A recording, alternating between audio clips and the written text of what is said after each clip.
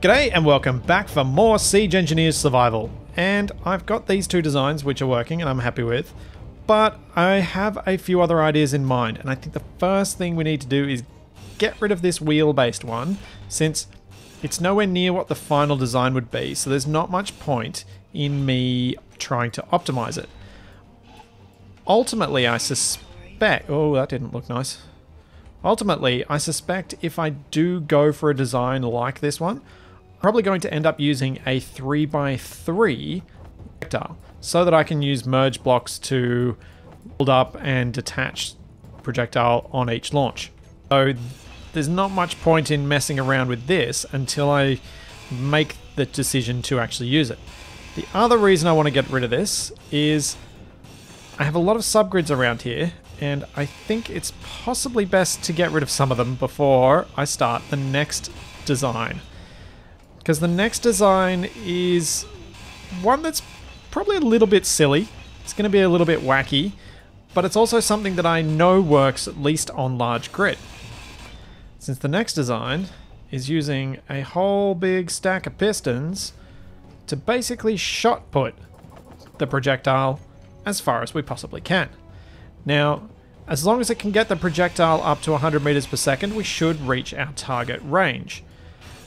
And the way we do that, since each piston only gives us 5 meters per second of range, is stack 20 of them together. And that's exactly what I'm going to do. I'm almost certain I'm not going to end up using this design, but I figure I'm going to test as many as I can, so why not test this one? So what I'm going to do, even though I'm not going to compress this down as much as I normally do, is use a trick that everyone tells me to use every time I do these things, which is extend our first set of pistons. So this brings me to another point that quite a few people brought up, which is one of the things that I was not doing with this catapult was using a counterweight to allow the rotor to not need to generate quite so much force when flinging stuff over. And yep, I didn't do that, but I kind of didn't give myself enough room to do that in any good way. I suppose I could have come out to the side and had the counterweight out here, but I had the idea in mind to do this piston-based launcher, and that was the main one I wanted to get done.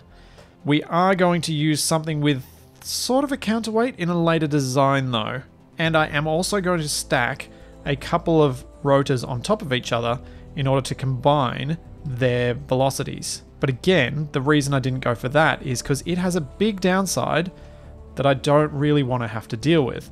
And that big downside is that it still doesn't generate much torque if you do it that way. So it's not really ideal. Now, with 5 pistons down this way, we hopefully will be able to put the other 15 we need to get up to 100 meters a second just straight on top of each other alongside it. Oh dear. Or not. Let's fix up the angle and then we'll put the rotor lock on, because I was making that a little bit too heavy. I'm just going to do a little warning like the don't try this at home sort of warning. If you're going to do something like this, make sure you actually do put the rotor lock on, as I have, when building contraptions like this before with this many pistons, managed to have the thing flip out and do really weird stuff. It's very easy with this many subgrids to generate some phantom forces, and I have not been counting how many pistons I've put down. So earlier I separated these grids, which means I can just go to the pistons here and count them out, since they're the only ones on the grid. 1, 2, 3, 4, 5, 6, 7, 8. So we have 20, but I'm just going to put one more on. And of course it would flex really horribly when I do that. That was threateningly flexing. Retracted, get a velocity of -5. Extended, get a velocity of 5. So that I can just reverse the pistons group and they'll all go the correct direction. Now, what I'm also going to do is increase our maximum impulse axis to that, and also the non-axis. With shared inertia tensor, the pistons effectively push against more mass, so we need more pushing force to ensure that they actually reach their peak velocity. If they don't, having 20 is not going to be enough because we're not going to reach 100 meters a second, so we need to have that extra oomph. In fact, let's go a little bit crazy and add even more. Now let's load this up with a high visibility orange thing for no particular reason at all. Except for those of you who've watched this week's Survival Unlikely, in which case you'll know exactly why I'm making this orange. Okay, let's set up this button with our pistons group and reverse. In 3, 2, 1, launch. Whoa. That's something to keep clear of. Well, it's getting the range. It is definitely getting the range. So it's a viable, if ridiculous, option. 886 meters. Let's grind down the Capac stand-in. I mean, I didn't just say that. But you can see a big problem with this sort of design. You would definitely have to compress these pistons into a shorter area. Otherwise, if this was on a vehicle that wasn't locked to the ground, as soon as you extend all these out, the first thing this thing's gonna do is just drop straight to the ground and smack into it. And then you just got a big mess to clean up. And that is not fun at all. This is slightly terrifying though. Yikes. Okay. Yeah, that part of it probably shouldn't be done at high speed. Oh boy. I'm just going to do this one more time because that's fun. Launching. Ooh, we lost a few frames at the start of that. Are we going to get the same range? Yeah, pretty much spot on. That went quite well. Accuracy is always a bit of an issue with these designs. It wasn't too bad. So that is the piston shot putter. Surprisingly effective. Terrifying in many, many ways. So I'm actually going to grind that down as we go to our next terrifying design, which is basically a ballista. For our ballista, there are a few tricky things we got to do because we are kind of glitching out Space Engineers in order to achieve the force for this one. So I want it all to be mounted on a rotor, and I'm actually going to bring the mechanism forward so that we will still be able to tilt this thing around after we've built it. So what we need for a ballista is something that's going to act as the sort of string that's going to come across it, and that's going to attach to this rotor here. Now we're using a rotor here because I want to attach pistons in a way that without having the subgrid attachments of rotors, it would be nearly impossible. You could use landing gears, but I feel like the rotors are actually more stable than landing gear would be. But that is just a feeling. I'm not actually sure whether it's more stable or not. Oh, one block. Too far. Oh, that's okay. We can make do. So let's retract this piston down. Set its maximum distance to 1.9 meters and pop a rotor part underneath here. So when we extend this out, that rotor part should be able to be attached to that rotor. Reasonably close. Maybe we don't need the maximum distance reduced. Yeah, that's pretty close. Alright, so we'll do the same on this side. We'll place a piston down there. You could probably make those bits out of landing gear, to be honest, and just use landing gears to lock each end. I think it's a bit safer to use a genuine subgrid rather than use a landing gear based subgrid, just in case things start whacking about, because that way they'll not be damaged due to subgrids not being able to damage themselves by default. Okay, the next bit of this is going to be a piston, and then another piston. And that's probably going to be enough, to be honest. Then we're going to add a landing gear on the end of it. Let's extend these out so that we know where we're going to put the bit that the landing gear is going to lock onto. Nice and simple. Oh dear. Didn't I lock that rotor? I swear I locked that rotor. I must... Oh, I didn't lock that rotor. No. No, no, no, no, no, no, no, no, no, no, no. Rotor 3? Rotor lock. Nope. Maybe base rotor? No, it's locked. Oh. Seems to have stopped. Let's unlock you. Might need to do that from the control panel. Okay. I'm really glad I left enough clearance for that thing to swing through. That was very, very lucky. In fact, I'm going to kind of fly in the middle here where I think there is enough room. Rotor lock is on. Let's turn it off. Oh no.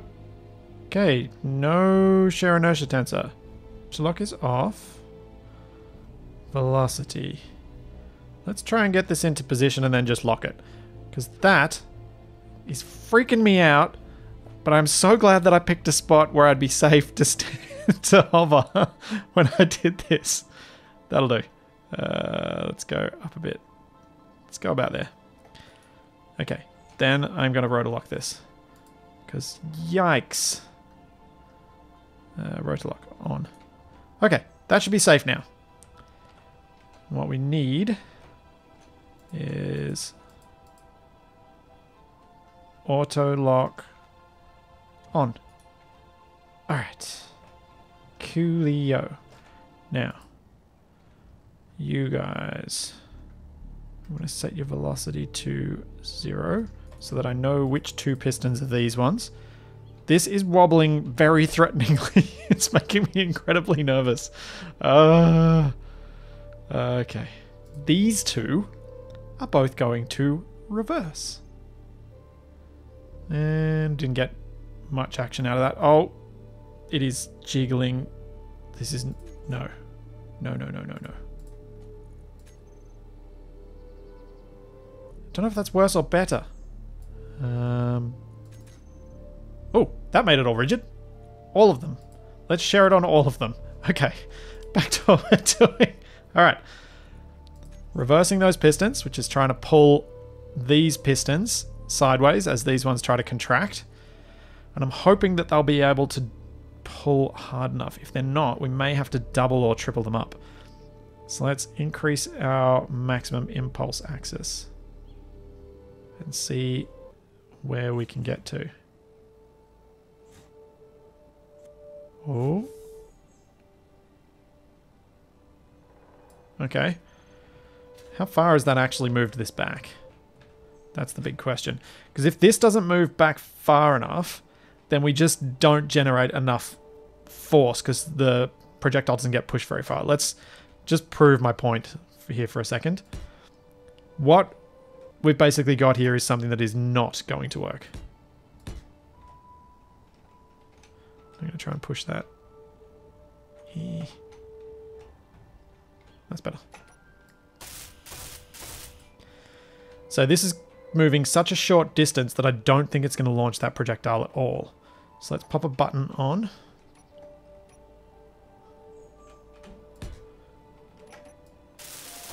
Make the thing jostle around horribly. Oh! Oh, man. Oh, it exploded. Oh.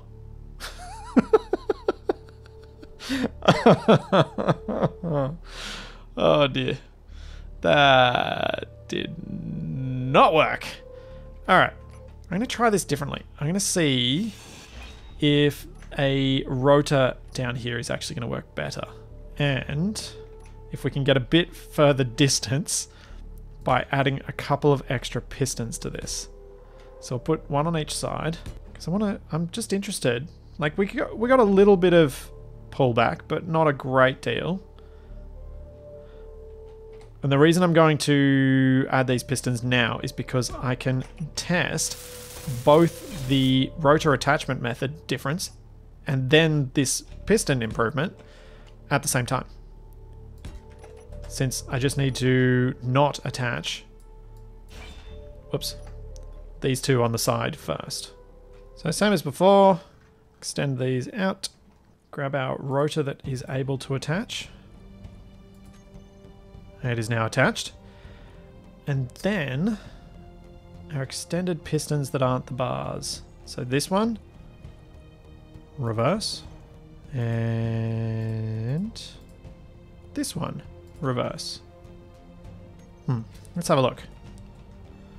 I kind of feel like that's pretty similar to before. So it's probably not good enough. Maybe what I really need to do is have 2 pistons in the bowstring segment of it. That would allow me to flex a bit more, maybe. We've attached the 3 rotors now, so all 3 pistons are pulling back. Since we didn't really get much of an impact from from the difference between the rotor and the landing gear, we could do this with 3 landing gear instead of 3 pistons. But not instead of 3 pistons, instead of 3 rotors. Let's see how this goes. Reverse. Oh, we're definitely getting more pull out of those 3 pistons. That is making it go heaps further. Interesting. Okay. So even though we did easily generate enough force for all of these pistons to collapse their distance completely, at least as far as the game engine's concerned, because if we have a look, these pistons, any one of them, they're all reading 0 meters. So there's nowhere further for them to collapse. If I put more force on, it makes no difference. But adding more pistons does. So we're actually pulled back further. We're now back almost a meter. So let's try and do a launch. Weld it up so we can see it. And then we need to set up this button to detach all of our rotor heads. And 3, 2, 1, launch. Oh yeah. Oh yeah. Oh yes. Wow. Wow. Oh, it's gonna fall short. But I think I launched it maybe a little high in the sky. Oh, that went pretty well. Ah. It's pushing me down the hill. That was very disorientating. Oh yeah. Very disorientating. But that's actually quite effective. Terrifying to be anywhere near it as it's being loaded, but it's quite effective. I'm actually going to leave that one. And we'll build another design for the next thing. Oh, stinging adversary coming in. Let's possibly not stand right near these, but maybe I should stand right near these. Oh, it's not even going to make it over here, is it? Oh boy. Oh boy! What did that hit? Did that hit? Oh jeez! Ow! That was very close. Look at these holes. Look how close it was to the nugget. Oh man. I was standing there going, alright, I need to work out this trajectory. I need to work out what angle this is coming in. And I wasn't 100% sure which way to move. At least I didn't do that silly thing that so many people in movies do of, a car is chasing you, I'm going to run directly in its direction of travel rather than going sideways. I just wasn't sure I was even going to be able to move sideways fast enough. Oh, that was slightly terrifying. Alright, we've made a few divots in the terrain up here that I probably didn't want to make, but that's okay. Now I think it's time to try something very different that's going to need to use some sensors, and it's going to need a bit of space to spin around, and we will be taking advantage of a counterweight. Oh geez, it hit this. Oh, I think I might have lost a whole battery. Oh, I'm glad I didn't put full-on batteries up here. Alright, this next design is going to take advantage of stacked rotors and their combined speeds. Let's go a little bit crazy and let's build 3. Those 3 should be able to spin up something relatively short to a very high speed. And what we're going to do is actually make it have 4 arms. And what I'm going to do down here is also create a little bit of a counterweight so that when I turn this, it's not going to go all wonky on me. And we want mass. Because again, don't need to weld them up to make them heavy. The reason we need this little counterweight on this one is I do want to be able to control this angle. We want to rotate it back this way. And with a bit of a counterweight, we should be much better off. Now we need blocks coming out. Probably, let's go almost straight, but not quite straight out the side. And you'll see the reason for that in a minute. In fact, probably want it even further than that. Because then on the end of this, what we're going to do is we're going to place a sensor. This sensor is going to be what tells the landing gear when to detach their ammunition. And we're just going to use landing gear for now because I think it's going to be the easiest way to make a manually loaded thing. Because we'll look into auto loaders down the track. I didn't want to look into auto loaders straight away because I kind of felt like it's just an added complexity that we don't really need right now. Oh, before I go and weld any of those up, let's just chill till this gets destroyed. I'm going to try and drag it a bit further away from all those things since last time some of my stuff actually got hit. Oh, it's taking fire. It's taking fire already. There's a big chunk of it flown off already. I think it's going to be clear of me now. Oh, that was very close. Did that actually hit any... No. Phew. Okay. Seems like they do more damage with their actual ships landing on my stuff than any of their ammunition. Now, what angle is that at? Eh, it's not too bad. It's probably a little too far. Probably want to bring it back just a bit. Let's load up some ammunition into each of these. And this is going to be a little bit awkward, but I'm sure we could come up with a better system later. If I just place that there, it should lock. Yep. Same with this one. Ooh. Did just think of something that I hadn't quite planned on yet. I'm going to need 4 sensors. I think. I don't know of a way to do this without having 4. Because I want... because I need to control each landing gear individually. Alright. So the idea I've got here is to have all of these rotors spinning as fast as they can with these landing gear holding their ammunition and spinning around. When the landing gear... when the arm gets in range of this sensor, it should tell the landing gear to unlock. However, I can't really specify which one, so I'm going to need a sensor for each landing gear. I'm sure we could script that, but having 4 sensors really isn't that much of a hassle. But it does mean that they will have slightly different trajectories, which is unfortunate, but what you going to do? But I think that's just the easiest way to set it up for now. If I was doing this on a final design, I'd probably actually just do it with 2 arms rather than 4, since that way I'd be able to more predictably line up where these are going to release. As it is, the angle that this arm will be at as it crosses into the range of these sensors is going to be potentially different enough that they'll fly off in fairly different directions just based on that alone. So this thing's also going to be potentially very unstable, so let's pop a rotor lock on this now that it's in the right position. And then let's share inertia tensor everything for now.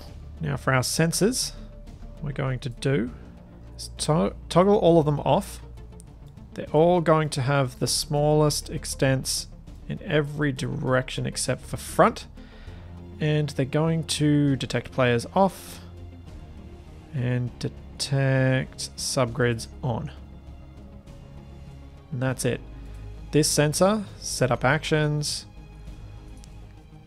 Let's start with the first landing gear and it'll be unlock. Now obviously if I had these acting straight away, they would have already started to try and drop off this one because it would have been detecting on that sensor. But we're going to turn each sensor on one by one to launch each of the projectiles. So we're going to need a few buttons, and each button is going to be tied to one of the sensors. So we will toggle block on off. Now I'm just going to turn these off for a second so that I know which ones they are, because I don't want to have to control them with build vision. I want to be able to control them from in the control panel, so I need to work out which ones are which. So rotor currently off, so rotor launcher 1. I realize I misspelled that, but that's fine. Okay, let's start with rotor 1 and let's see which direction I want this to be spinning in. Nope, wrong way. I want it to go that way, don't I? Yeah, so that's going to spin it past these... Why isn't it spinning?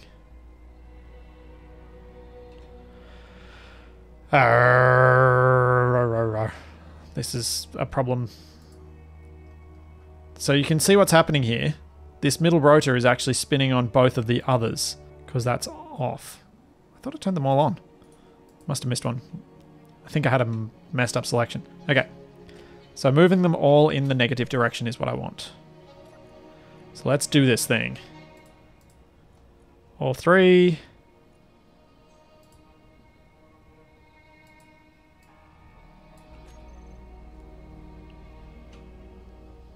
Now, have a close look at those rotors up there. The middle one is not spinning at all. And the one near the top is spinning pretty quickly. So we're actually only really combining the spinning rates of 2 of them. Oh, the middle one's starting to turn. Just a little bit. I wonder whether we can get that to spin better if we turn share inertia tensor off. Because I think I remember that making a difference. Oh yeah. Check that out. That is so much faster. That's slightly terrifying. Okay. Let's check out a launch. In 3, 2, 1. Nothing. What? Is the sensor not detecting? I do worry what's going to happen as soon as one of those blocks comes off and this thing isn't as balanced as it currently is. But for now, it seems to be going okay. Maybe if we increase these, it'll have time enough to detect that it's in the sensor range. And this is one of the things that I always worry about with using sensors for a system like this, is that I'm not sure... Wait. Has one of them launched? I can't tell. Oh man, that's... Yeah. Alright, let's check out the landing gear. I didn't see anything launch. State locked, state locked, state locked. They're all locked. I really, really wanted this spinning wheel of death to work. Oh. Maybe if we do turn on the... Maybe if we just slow it down a little bit with the shared inertia tensor. Oh! It's triggering. Oh, where'd that go? This is totally not working. Okay. So, a sensor-based launcher like this, it don't work. Or at least, unless I've done something really dumb with the settings, which is entirely possible. But I don't think it's going to function. Let's pop these back to a velocity of 0. Oh, I wonder... No, the auto lock shouldn't come back on that quickly. So it shouldn't be that the landing gear auto lock is grabbing it again before it actually gets a release. But I definitely could not see any of those projectiles go. I wonder if I'll notice in the edit, but I have no idea where any of them went. So I think we're going to call this design a bust. So what I'm going to do is I'm actually going to go to a very simple double rotor design with a counterweight so that we can get a nice long arm and see what we can do with that. So let's grind this down and then we'll get onto that. We could also hear that the sensors were detecting, but for some reason I still couldn't see the blocks when they actually released. I don't know what position they were in, and I'm suspicious part of the problem may be that it took so long for the sensor to actually trigger the release of... Oh, whoops, wrong bit. It took so long for the sensor to trigger the release of the landing gear that it ended up with... Oh, very much wrong bit. Ew. Need to be more careful. Back to what I was thinking. I think what may have happened with the sensors is that it took so long for the sensor to actually send the message for release of the landing gear that by the time it had, who knows where the landing gear was on its revolution. So 3 rotors with a nice long lever arm out this way. We're not going to use shear inertia tensor, so that's going to make it interesting. So that's a fairly long lever arm, but I think I'm going to make it just a bit longer because I want to both take advantage of the counterweight. So what we're going to do is pop, same as we did just before with the mass blocks, and chuck a bunch of them on the end here. I don't really know how many of them I need to be an effective counterbalance, but I think that might actually be enough. Let's just chuck a couple more on just in case. Whoa! Incoming! Please don't hit any of my stuff. Please don't hit me. Oh, jeez. Oh, jeez. Oh, jeez. Oh, man, that came really close to my catapult. And me. But mainly my catapult. Like, really close. Yikes. Okay. So, I was thinking about this all the wrong way. What we want to do is pick an angle to go back to, which is easily divisible by 3, and then just divide it by 3, knowing we're going the right way. So, 108 is easily divisible by 3, and is a little bit beyond 90 degrees, which is what I want. Although, we probably don't want to stop at completely vertical. So, what we want to do, and this is really breaking my head trying to work this out. The simplest way to set up these rotors is to position us in the right spot, then grab each rotor and just add a few degrees to their current. So one of them's at minus 250 at 252, so it's going to go 30 degrees up from here, which is 282. This one is at 2 degrees, so it's going to go up to 30. This one is also at 0 degrees, so we're going to set its velocity to 0. We're going to increase it to unlimited. We're going to set its lower limit to 0 and its upper limit to 30 as well. Now, we want all 3 of these to be set to their lowest velocity, and hopefully nothing moved. Good. Now, we should be able to pop something in the cup if I had any on me. Okay. And this is the last dying light, so this is going to be our last launch. One of our last launches of the day. Let's high vis it up. And now it is time for a button. Groups. Catapult. Reverse. Alright. Trying this with 3 stacked rotors with a counterweight, which I think is about the right weight, though who knows how close I am. It'll be fine. I could probably even add more weight to it, to be honest. Launching in 3, 2, 1, launch. Oh, that was pathetically slow. It's not even clearing home valley. Oh, man. Yep. The torque was not enough. If I keep placing these on until I see the rotors fail to hold it, then we'll know the maximum weight that I can have on this end, and we want the most we can possibly have. And that's too much. So it's probably about that. Okay. Let's try another launch. I had a feeling this catapult star was not going to be as effective, since it just doesn't... It's kind of less reliant on physics glitches. It's more reliant on actual physics, so it's going to take a while for this thing to accelerate the arm up to its top speed using just gravity on one end to help us out. Alright. Oh, hang on. There is one more thing I can do. Catapult. Max torque. Launching in 3, 2, 1, launch. That was a bit better. Still not great though, because I'm catching up to the projectile very easily mid-flight. Yeah. This way did not work. At all. I wonder though...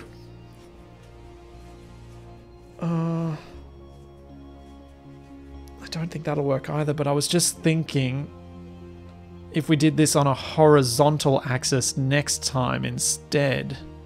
If we put all these rotors stacked on top of each other vertically, instead of the spinny one that I had before, just have it so that it just brings the thing around and then releases. I wonder if we can design a cup that'll actually hold the projectile in. Let's give it a go. There are a few more physics glitch style things that you can make, like rotor guns, where you use the rotor displacement offsets to launch things. I wasn't going to go with them simply for the fact that I kind of prefer not using too much of the glitchiness.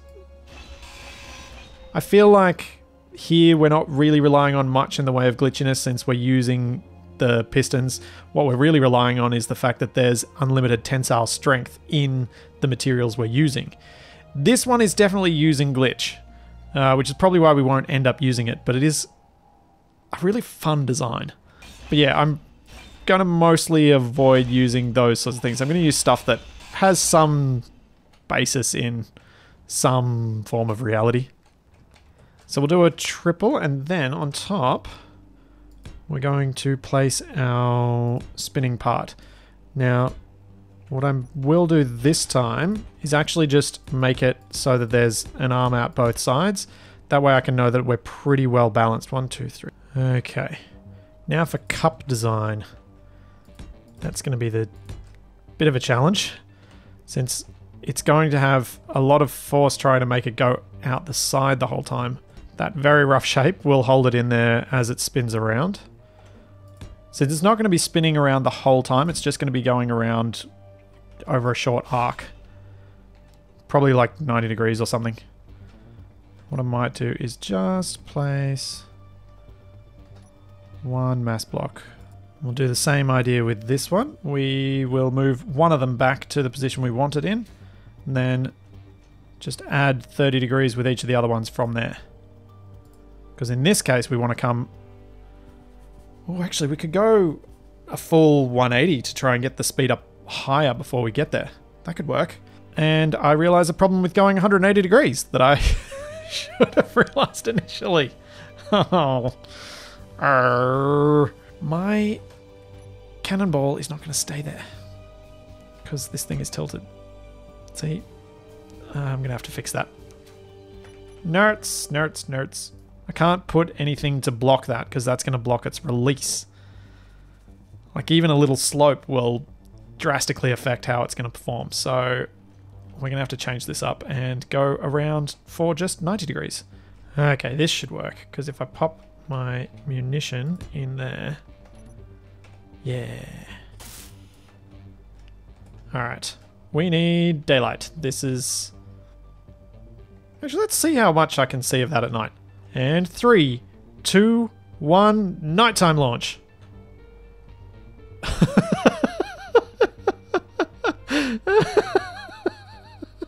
Oh, that was terrible. Oh man, that was so bad. That was just as bad as doing the overarm throw. So it seems like these rotors, no matter how I arrange them, are not going to work particularly well. They just don't have the necessary torque to start this thing spinning quickly in the amount of time it takes to get from 0 to 90 degrees. Which means that there was another design that was suggested to me that I did want to try, but I think I'm going to try in a different way. It was basically to make this into something akin to a human arm, or sort of in some ways similar to how a trebuchet works. So putting a rotor out on the end of the arm with another little arm on it, which can then add extra force out there, and every rotor is only acting on a short arm. That might work, but I think what we're going to end up with is the same problem, which is this center rotor, the one that has to move all of the other ones is going to be too weak to do anything meaningful in terms of rotating around. So all you're going to end up with is just the force from the last rotor, which is just not going to be enough. But if we use pistons to generate some force to allow that last little flick to happen, we might actually get up to speed.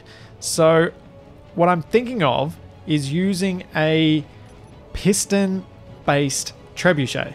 So instead of using the massive mass blocks to pull a weight through, we'll use pistons to pull something through, since that's going to be a lot more powerful and a lot more rapid, and hopefully a lot more effective. So next time we've got the trebuchet to test, and maybe if there's some other designs that I come up with in the meantime or are suggested to me in the meantime, I will test them as well. But after the next round of testing, we're going to move on to picking one of the designs and then basically trying to perfect it for being mounted on a vehicle. So there's that, and plenty more to come, and I will see you then. But I will not see those projectiles. Oh, it is way too dark. I can't see a thing.